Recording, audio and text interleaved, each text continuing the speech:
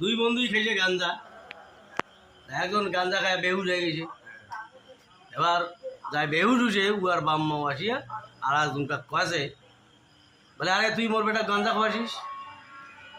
উয়ে কয় মুই খোয়াং নাই। হ্যাঁ খোয়াই নাই তো উয়ে কেন অজ্ঞান হয়ে গেছে? আরে ভাই মুই বারবার কসম যে মুই গাঞ্জা খোয়াং নাই।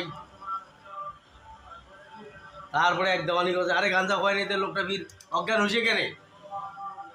সেলা ওই যায় গাঞ্জা খোয়াইছে উয়েলা কাছে কি এবার গাঞ্জা খাইতে কিন্তু খাটুনি আছে, এইভাবে ধরতে হবে,